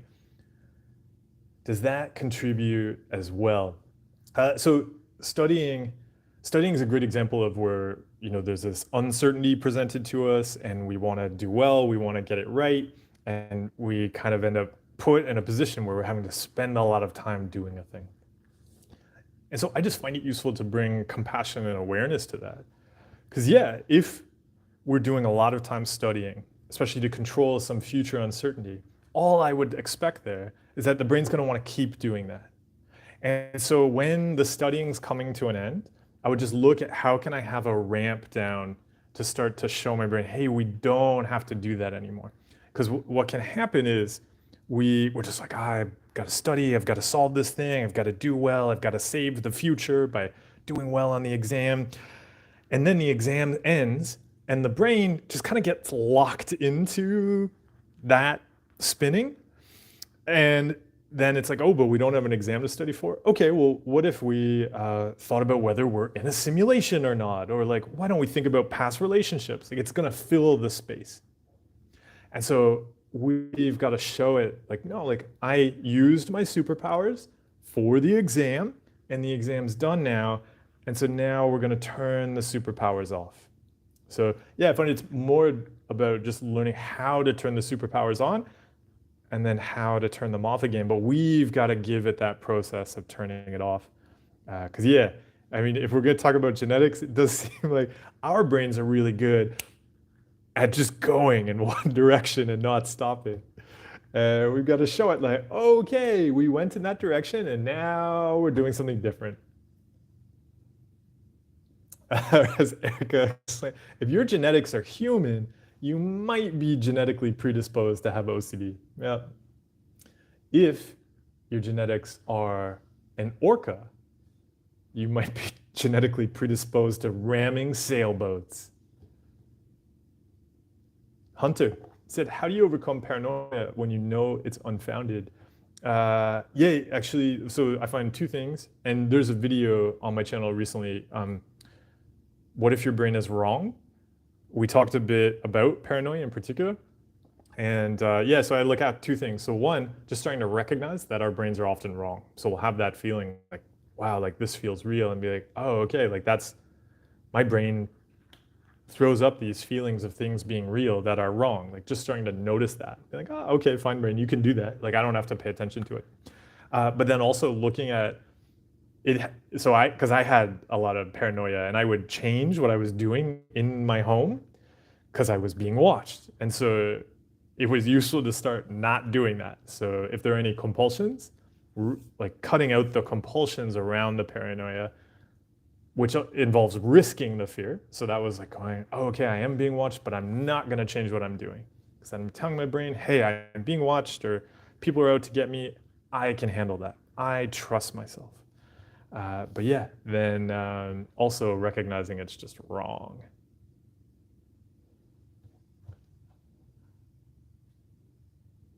Yeah.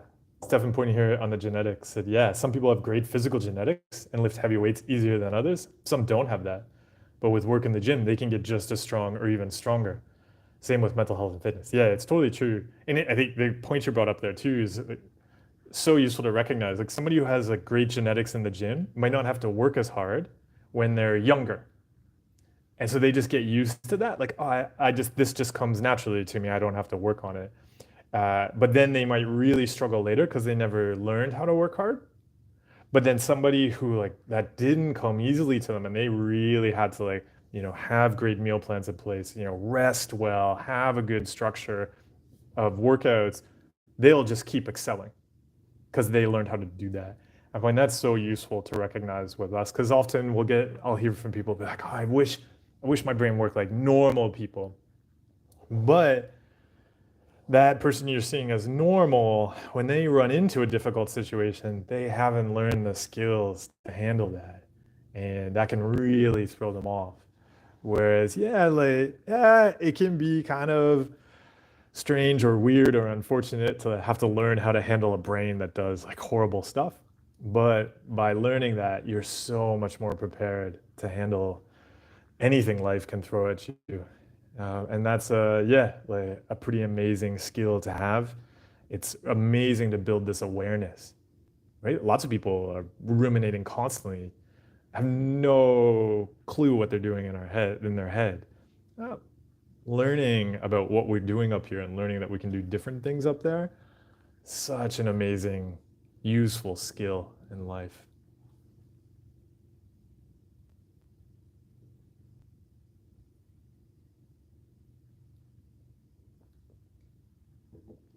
Twinkle said, can you say something how to deal with criticism, insults, and bullies? Like sometimes it's the people around us who bully us and the words hurt us and it keeps me ruminating in my head. Yeah, so one thing is like being able to see like that hurt is real. And so being able to feel the hurt, being able to give ourselves a hug, like being able to see, oh, like that really hurt and I don't want it to hurt and I'm trying to control it right now is useful. In many ways, it's like a bruise. And so we might notice that we're ruminating or running it over and over and again in our heads, just like if we had a physical injury, we might, move in a particular situation and feel it, and we'll remember it like, oh yeah, that's where I got hit. Of course it hurts. So sometimes it's making space for that, like being able to go, oh yeah, like that really hurt. I don't have to spend more time hating on it and wanting to control it right now. Because what we're doing then is like kind of rubbing the bruise over and over again, or like say we got cut and there's a scab, but we're like picking the scab. And so learning how to not do that. But often it's that compassion piece. Notice, oh yeah, that is an injury. I'm not gonna pick it. Yeah, it hurts, but also we're gonna leave that and let it heal. In that pain, though, I also see what I want to build and what I want to give time and energy to in life. And so, being able to touch the pain, but shift to what we actually want to grow. Some of the things we may want to grow is even just how we interact and give love to ourselves. We may say, oh, I was really hurt by that thing that happened. And I'm really hurt because I want to, have that care or that love right now. Okay, so how do I give that to myself? And so, both touching the pain and seeing what it is we want to give or what we want to grow is really useful. So, give some care to yourself.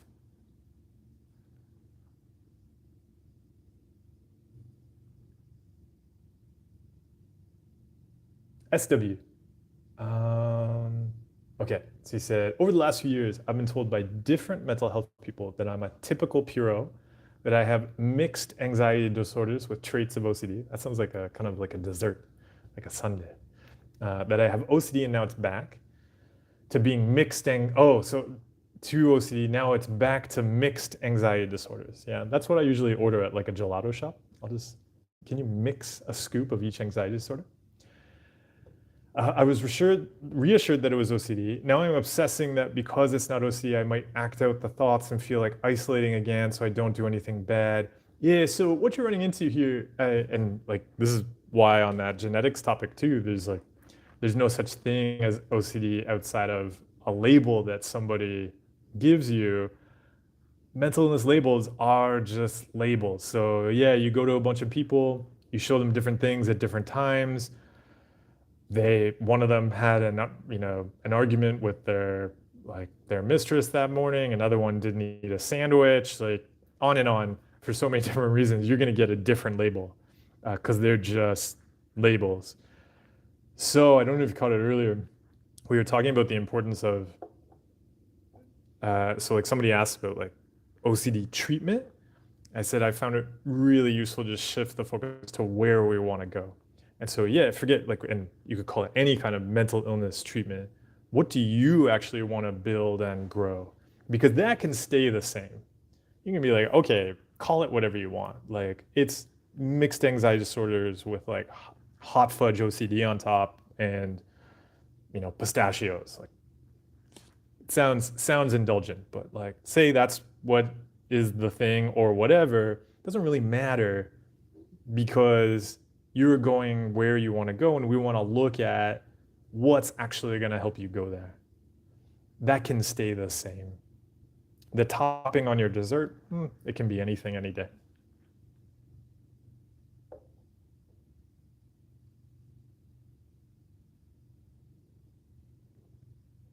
Elvad said, what Buddhist writers would you recommend we read that have been helpful for you? So I think Thich Nhat Hanh's work is excellent. He's written he wrote so much that's both accessible and deeply, I guess you could say, scholarly. So because you can, access something like Pieces Every Step, which is quite simple and straightforward to read. But then, like he'll have a book on the Heart Sutra or something like that. There's like a lot of depth there where if you want to go deep into sutras and Buddhist philosophy and Zen philosophy, he's a fantastic teacher to explore further. And then I'd say, yeah, I'd say I like a mix. If you really want to explore kind of like the breadth of Zen or something like that, checking out, a poet like Ikkyu. What's the name of his? I'm gonna say the collection of poetry is The Crow with No Mouth. Maybe that's the wrong. He has a collection of poetry and that includes a crow in the title, and that you can find. And so that would be on the kind of like humorous and iconoclastic side of things. And then you can go, I think an interesting writer to explore as well is Hakuin, because also Hakuin talks about Zen sickness, which I think, speaking of books that mention things we would understand, if you read about Hakuin and the experience with Zen sickness, you'll be like, wow, that sounds like a lot of the mental health stuff we talk about all the time.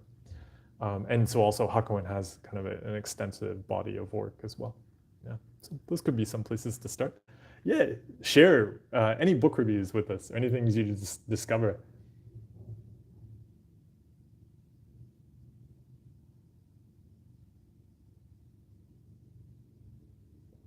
Yagoda, you said, how to stop holding on to OCD? I realize I'm afraid of living without it. Like if I don't have OCD rumination, I will be left with life in its rawest form and I'll have to deal with it. Yeah. And it's just, so we often keep it. Just that you recognize that is so useful. Because I'd say a lot of times people don't notice that they're like trying to hold on to it. Yeah, because it's scary to step away from it. For simply being aware of that. The metaphor I often use when I'm explaining this to people is we get hooked on escaping the prison. and kind of fighting the prison guards. We're in this prison, and we've got this really complex, super great escape plan, and we're chipping away, we're digging a tunnel, and yeah, maybe it'll take 5 or 10 years to dig out that tunnel, but we're gonna do it. And in the meantime, we're gonna like defeat the guards, and like we've got all of these systems in place. And then somebody comes along and says, actually, you can just leave the prison. Yeah, just like walk out. Go. Doors open. And that's terrifying. We're like, well, what am I gonna do outside of the prison?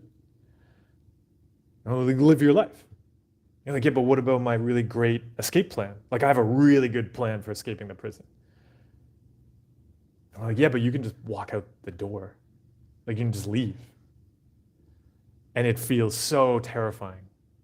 And just recognizing that, like, that safety that we're getting and that, like, problem solving, fixing hit we're getting from defeating the prison, it's useful to see. It is scary to step outside of the prison, and yeah, there's no longer that stuff to react to. So how can you give yourself some directions to go when you step out of the prison? So you can support yourself in that, because it is possible to walk out. And it's completely understandable that we find a lot of safety and purpose in defeating the prison.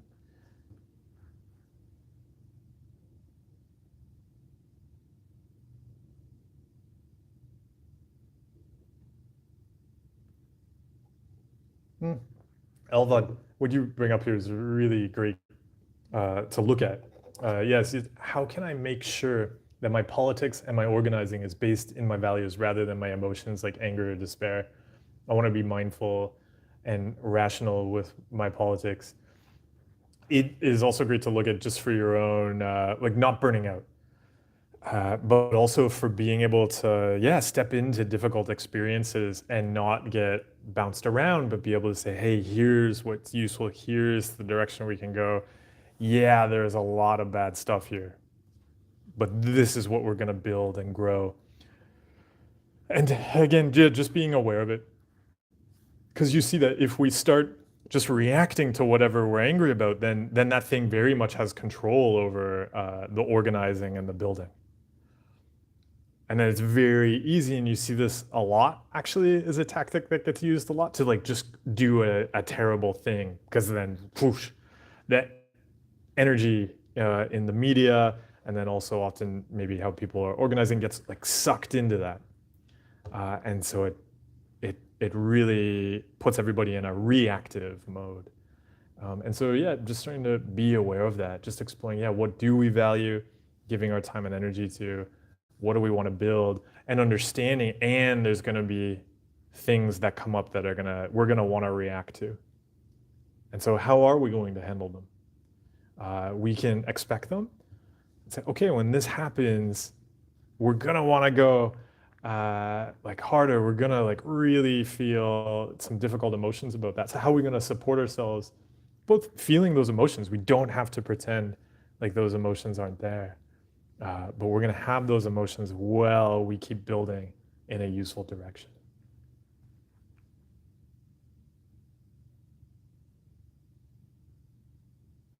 Mike, yeah, so on the kind of switching from the studying, yeah, I said, so finding out how to transfer from analytical thinking that is necessary to solve actual problems, like studying for tests, to allowing our mind to rest is key. Yeah, just like kind of if we were doing some kind of physical exercise, being able to say, no, like the physical exercise is done now. And now we turn it off and we rest. And so that being able to turn it on and turn it off. Hamza said, any tips for dealing with chronic stress? It's gotten to a point where it physically incapacitates me to pursue my values. Yeah, so I'd look at what the stress is coming from. And yeah, if it's coming from outside of us, how can we get support to change that? Like, because we'll need to change those systems around us. Like if somebody is being forced into a situation where they're just constantly on the run, yeah, there's going to be no time for values. If the chronic stress is coming from you, then also, how are we going to change that system?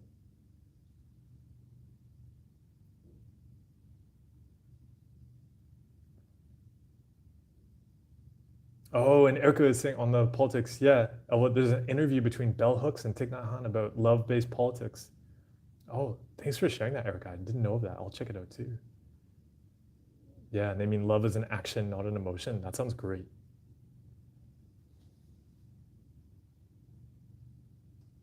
Yeah, Mr. Mitchell Hunter said there's a really good song by the Mountain Goats that has a poignant lyric. We show great loyalty to the hard times we've been through.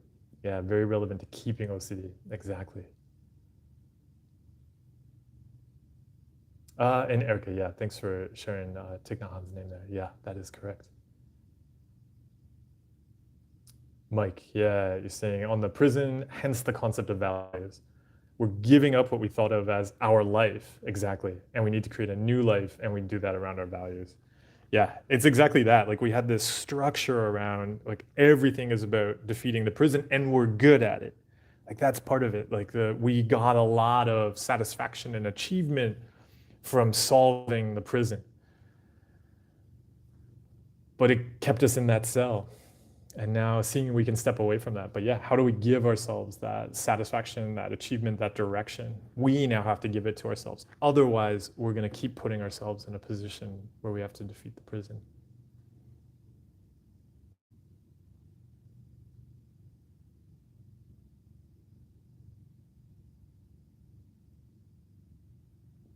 SW, you said, how do we work out who we are and what we want to do without being limited by thoughts and sensations? Yeah, so I find it useful to start by exploring that. So not expecting us to know. Because, so again, with the prison analogy, everything we think we like is about the prison. We're like, well, I like, hiding the tunnel I'm digging to get out in 10 years. Like I really value hiding my tunnel, or like I really value like gaming the guards. Like we're going to be so shaped by that. So if you ask, well, what do you value doing outside of the prison? You don't know. So allowing ourselves time to explore. And so yeah, for right now, for a lot of people, it's the summer. And so you can also do this if it's the winter. I always say, like, yeah, what if you took the next 3 months to just explore you? And you didn't have to know. You're just going to set up, like, hey, this week I'm going to try this new thing, and this week I'm going to try this new thing. So each month, you pick 4 new things to try. And you give space, like, hey, this week, it's just about learning about this new thing.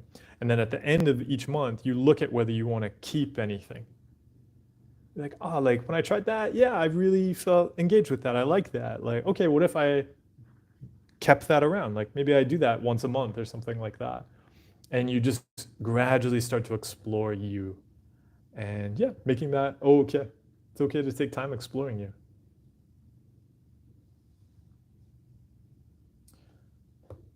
Erica, yeah, he said Thich Nhat Hanh talks about paying attention to what we consume in terms of media, information, etc. Do you find that helpful for mental fitness? So I think it is. So I've noticed, and this even goes back to the airplane meme. I think so. I at first I'd be like, oh no, like I consume anything, I interact with anything. But then when I spend time with other people and I see how much they, I'm sure it's not everybody, but it seems like how much the average person will consume of content, I consume so much less. Yeah, I wouldn't think it's weird to sit on like a plane and not do anything. And so yeah, on one hand I'd be like, oh no, like we can interact with anything. But I think um, looking at just how much, what are we talking about when it comes to consumption of media? And that it can be useful to look at what we're nourishing ourselves with. Absolutely. Like I know the kind of the statements he made about that, and I like the metaphors kind of he uses around that. Yeah, because also think Thich Nhat Hanh, not somebody who was shy in any way of interacting with difficult subjects, and so really looking at it, it doesn't. He's not talking about like, oh, there's like things we should like cut out and not touch or avoid. No, we'll actually looking at how we nourish ourselves enables us to step in and touch some of those difficult things, but doing it very intentionally and purposefully. Like I am stepping in to, like I would say, yeah, like often really difficult subjects can come up when I'm working with people or like as a community, we're just interacting around stuff. Yeah, like it's useful to be able to step into that unexpectedly. Um, but I don't have to be like kind of just spinning wheels on difficult stuff outside of that. Yeah, so if it's purposeful, yeah, I'll step into anything. But if I'm sitting on a plane in my jeans, like, yeah, I can just sit there. Luna the Gray, is it normal that anxiety can spike whilst on vacation? Absolutely. In fact, it's good to expect it. So I have a blog where I share about travel and mental health at themindfulfieldguide.com. There's a section just, if you go there right now, there's a section at the top where it'll take you to the mental health and travel section. Yeah, expect it to spike on vacation because there's more uncertainty. And the brain's like we got to control something. Or we were talking earlier about trips. If you're like, the trip has to be perfect, then it's natural that's going to make you like more anxious.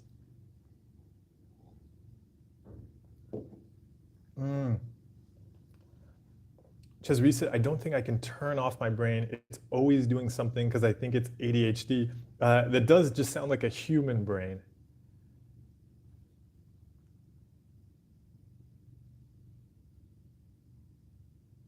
Oh, Bird Macklin. So in response to Mike's comment earlier, saying, yes, brains are weird. Before dealing with my trauma stuff, it would have ruined my day to know I made you feel bad. And I also would have never admitted that. Oh, I'm really glad. Oh, and actually Mike responded, yeah. I'm, yeah, really glad for both of you. Yeah, it's so great both of you can share about that and we can talk about that. And yeah, be like, yeah, that's a thing a brain would have done. It doesn't have anything to do with us. It's just such a natural brain thing. Yeah, so thank you to both of you. Oh, Giota, thank you so much. I appreciate the kind words. Hamza, yes, how can I start to explore systems that are causing my stress in a healthy manner? Is there a chapter in your book you'd recommend or a video? Yeah, so what would be a good exercise in what you could do? There's the compulsion journey, which I think is at the back of chapter 7, maybe, but don't hold me to that. You can look it up. The compulsion journey could be a great one, and then and it mentions in there, but pay particular attention to the context. So those systems affecting that journey, right? What's affecting that? What's impacting you? And that can be a great place to start looking at that context around us. Another exercise you can do around this that I often give people, it's in the relapse diagnostic course on the toolkit site, but you can just look it up online and you'll find some examples of it, I think, is what's called a context map. And so a context map is specifically to just look at the systems affecting you. And you draw yourself in the middle, and then you draw arrows, and each of those arrows are for different systems affecting you, and it just starts to lay it out and see it. And so often there we'll look at society, technology, the environment, economics, politics, and then also I like to add in physical health and emotions underneath. So it's called a steep analysis, but with health and emotions. Pom Pom Kitty, thanks for stopping by. Everyone, we're gonna wrap up shortly. I really appreciate everybody's comments today, questions, and sharing about how you're handling your brain. It's so useful for everybody to get to see that, to be able to talk about, hey, like here's the thing that's happening. Yeah, whether it, Heil talking about relapse earlier, being able to make that okay. Yeah, what Bird Macklin and Mike were just sharing about there, with just what the brain does. it's so useful. So I really appreciate it. Ches, you had another question here. He said, I feel like with OCD, I can't love or have an opinion or anything because it'll just attack it. Oh, yeah, but you see then, right, we're creating the very thing we're afraid of. We're afraid that something will mess with what we love and care about. But then if we don't love and care about it, we're the one messing with it. So yeah, we got to risk it. Love and care more and risk. The brain will be a brain. It's just trying to protect it. Mundo said, I've really enjoyed today's live. Thank you so much. Oh, Mundo, thank you so much for stopping by and sharing. Mundo, thank you for donating. I really appreciate the support. Yeah, Mike, Bird Macklin, thank you so much for the donations. Kelly, thank you. Hamza, thank you so much. Oh, Ryan, thank you. Yeah, so everybody, thank you so much. Thank you, everybody that donated today. Thank you, everybody that shared questions. Thank you, everybody that shared about having a brain. Thank you to everybody who joined, who invited us to join them, whatever you're doing. And yeah, maybe you didn't join the chat, and that's totally okay. I really appreciate you being here and supporting this and making space for this today, too. Yeah. Okay, indeed. Recovery is risky business. Yeah, but there are donuts. SW just shared donuts. Everybody, please take a donut because, yeah, you're doing risky business, having a brain. But it's very human work. So enjoy taking your donuts with you while you have very, very human brains today. Muruge-san, you didn't miss out. You just logged in. You were just in time for the donuts. Grab a donut, enjoy. Let's get back to living. Yeah, like we were just talking about there. Giving time and energy to those things we care about and love rather than, spinning our wheels on whatever the brain's worried about. Yeah, so thank you so much, everybody. It was amazing to connect with you all today. Remember to subscribe to your values and to like yourself.